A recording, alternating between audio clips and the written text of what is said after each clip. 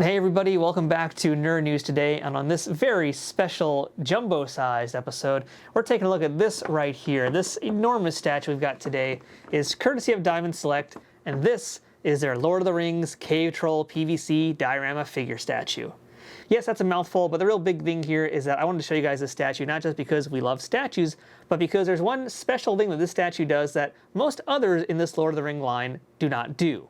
So we're going to just go through this box really quickly here, and first things first, you guys can see it's like your typical standard Diamond Select statue box. It's just a big old cube from all sides. You've got the logo in the very bottom of the box. We have a great big window on the front that lets you see inside it. And of course, to go with that window, we also have more windows on the left and on the right. So yeah, again, you're seeing it all inside this. And that includes, as always, that handy-dandy Diamond Select sunroof. But really the most important part is going to be on the back of the packaging here, which has a nice, huge image of this enormous cave troll, as well as a little bio information about what Lord of the Rings is about, in case you've been living under a rock for the last, I don't know, 6 or 7 decades, whatever it's been now. But the most important information is who made this piece, and this was designed by Caesar and sculpted by Luis Sampaio, or Sampaio. I don't know how to say his name. I apologize for butchering your name, sir, but I'm sure you've done amazing work. So again, we've looked at other statues in this Lord of the Rings line so far, and that has included characters like Aragorn, that's included Gandalf, and I believe that's all I've gotten so far. Gimli is coming out very soon, but before Gimli is this cave troll. And the cool thing about this cave troll is that it's actually in scale with the action figures. And you guys saw that on the back of the box. There actually is a little image showing Legolas standing next to this guy here. And we'll get more into that as we go on here. We'll show some figure comparisons. But the reason essentially being is that with the initial wave of figures from the Lord of the Rings Diamond Select action figures, they had a Build-A-Figure of Sauron, and that was amazing. But unfortunately, it looks like Diamond's not really continuing with those Build-A-Figures, at least for this line. So this is kind of their workaround to give us a giant-sized action figure. It's still in scale, those guys, but not part of the Build-A-Figure, not adding extra cost to those toys. It's just its own separate thing. And again, I just want to show you guys how this looks here right next to me, because I think this is like the money shot right here. This is the YouTube thumbnail. I mean, this thing is ginormous. So yeah, without further ado, let's go ahead and get this cave troll out of the packaging and take a closer look at him from all angles. All right, so our cave troll is out of the packaging, and this is not the most likeliest phrase you'd say when discussing a cave troll, but this thing is beautiful. I gotta tell you guys, I'm like shocked how cool this thing is. The size of it is amazing. I was already playing with it off camera. This thing is just like, this is a real true knockout stellar piece. So let's go ahead and dive into things here and just kind of give you guys a bit of a scale of how tall this is. I want to say it's about 10 inches most likely. I do have with me, just to show you guys here, do an early figure comparison here. This is the Sauron Build-A-Figure that we got with our initial wave that I mentioned earlier in this video. So you guys can see here, it's pretty much same size. So that's working for me. That's really cool. And I've got some other figures that we're going to do some more comparisons with as we get into this review. But first things first, let's spend some time discussing our wonderful, lovely, very attractive cave troll. So let's kick this off here with the place I always start these reviews with, and that's talking about the likeness, talking about the head. And does this cave troll look like the cave troll from Lord of the Rings? Well, the answer is a resounding yes. I mean, this thing is hideous and amazing in the best way possible. He almost looks like a distant relative of Sloth from the Goonies film, perhaps. I never knew that the cave trolls had such beautiful blue eyes also. Like, those are piercing blue eyes. That's news to me.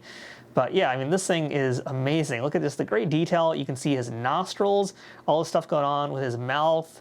The teeth are just gnarly. I mean, he's got, I don't think those are fillings. I think that's whatever's left in his mouth because he hasn't brushed those teeth in forever. But those things are just awesome looking.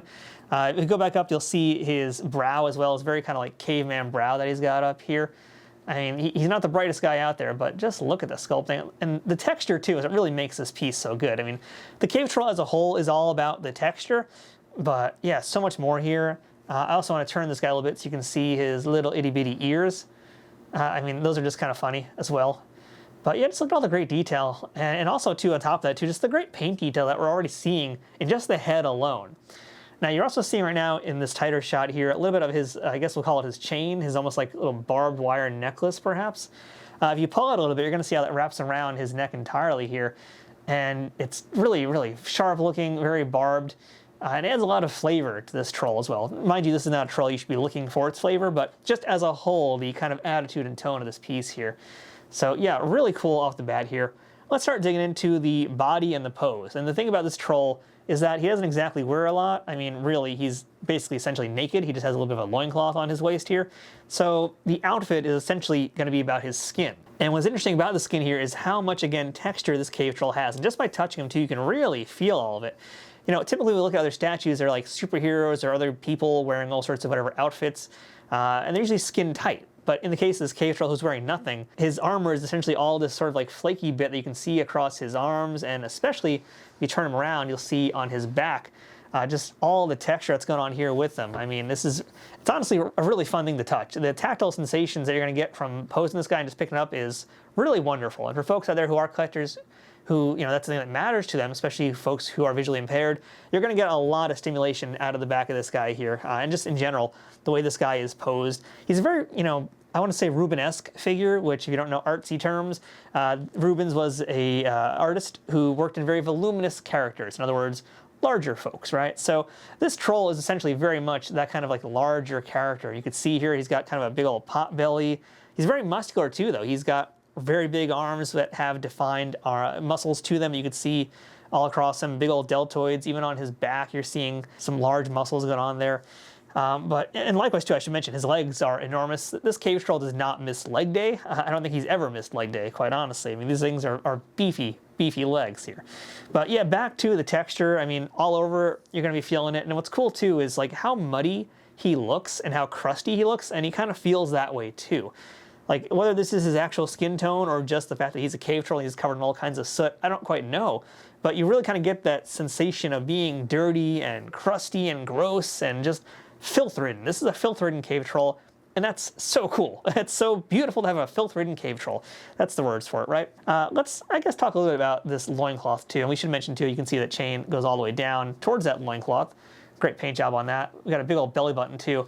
But yeah, as far as this loincloth goes, you know, I'm not going to turn this cave troll over and show you what's underneath it. If you want that, you're going to have to wait for the Nerd News Today OnlyFans page. But you can see that, again, good sculpting on him. It's kind of flowing in the wind a little bit. You can see it from behind as well. And great work on this kind of leathery looking fabric on it. Wonderful, wonderful stuff here, top to bottom. Now, as we keep going down, we're going to get into the base a little bit now for this piece too. And this is where it really stands out here. This base is so cool. Like, I'm always a big fan of Diamond Select statue bases. I always think that they should make their own diorama stuff. I know that they can't for various cost reasons, but this piece right here, again, just makes me want it even more. So you're looking at this diorama base here, and there's like so much happening here. You're seeing some skulls of fallen heroes. You're seeing shields, swords, weapons, axes, warhammers. I mean, there's the shield right now with another skull of a fallen person on it.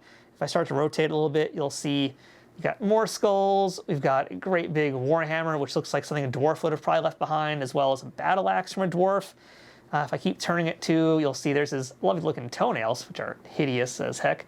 And otherwise, it's a fairly simple kind of base. It's just a rock formation, but it does the job. It's well sculpted, very nice to look at.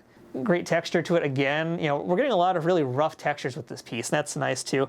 There's some random planks here as well in between the statue.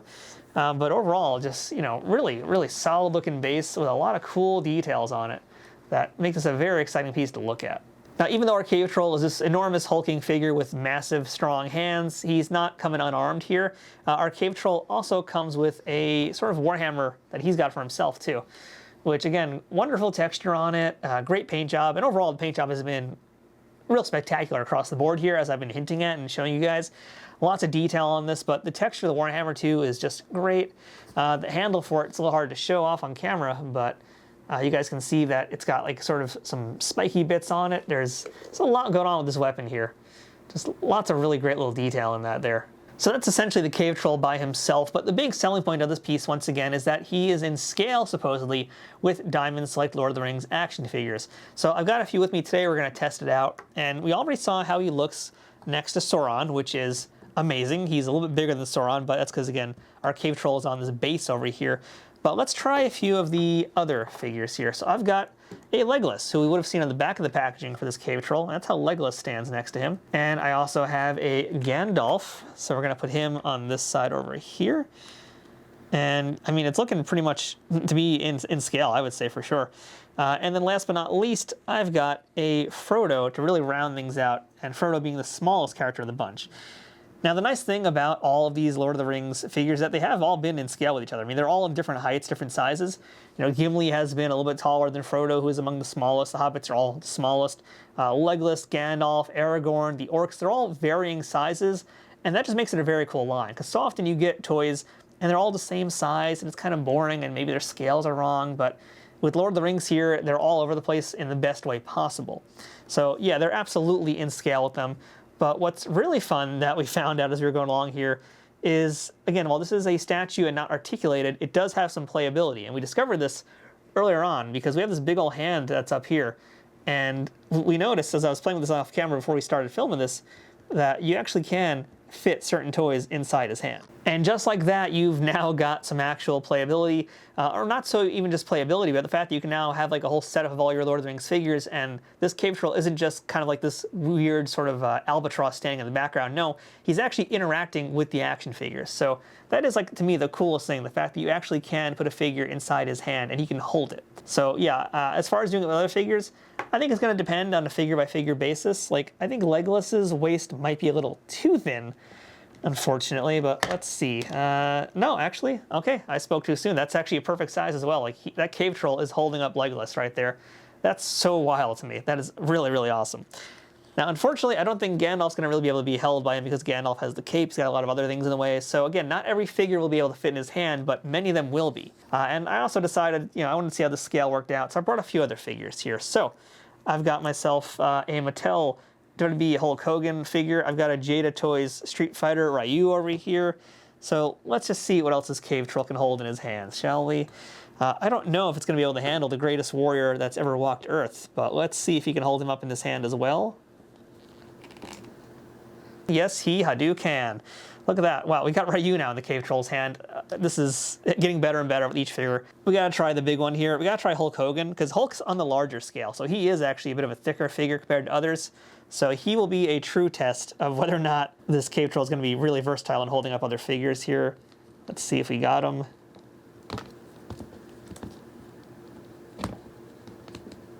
Well, you know what, brother? What are you gonna do when a cave troll runs wild on you? That is so much fun. So again, these are all in the 6-inch to 6 and 7-inch scale, essentially. So if they're in that size, they will be able to be held more or less by the cave troll. Mileage will vary. Obviously, Yokozuna figure is not going to be getting inside that grip anytime soon, but that's still a lot of versatility. And yes, for the remainder of this video, I'm leaving Hulk Hogan in that cave troll's hand. So overall, cave troll is just amazing. Like, this is a must-have if you're getting these Lord of the Rings figures. Likewise, too, if you're a collector of things like Mythic Legions, I think this is a must-have as well for him. And mind you, Mythic Legions do have their own articulated ogres and trolls and larger scale figures, but this is still going to fit in just fine with all of them. It's a cool-looking piece. Really, you can't beat this. And yes, it is in scale with all these Lord of the Rings figures and then some. So amazing value with the statue here. The fact that he sizes up so well with these figures and fits in with a lot of really cool lines. I mean, that's just amazing to me. So yeah, I'm definitely giving this a high recommend. Mind you, the price point for this guy, which will vary depending on when you get him or where you're getting him from, he is going to be more on the expensive side because of the size of him. So again, this is going to be one of those items that's really more for the serious Lord of the Rings collectors, but I definitely think it's worth the money and it's worth the effort to find him. Speaking of, if you want to get this cave troll for yourself, go ahead and check out our affiliate links in the description of this video below. If you click on any of those links, it helps support this YouTube channel at no extra cost to you. So that's our look at the Diamond Select Cave Troll PVC figure diorama statue from Diamond Select. This thing is so cool. I'm going to have a lot of fun playing and posing with this thing. That's just a statue. I'm going to be having fun posing a statue. That tells you how good this thing is. So until next time, I'm Matthew. This has been Nerd News Today. Thanks for watching. I'll see you guys here next time.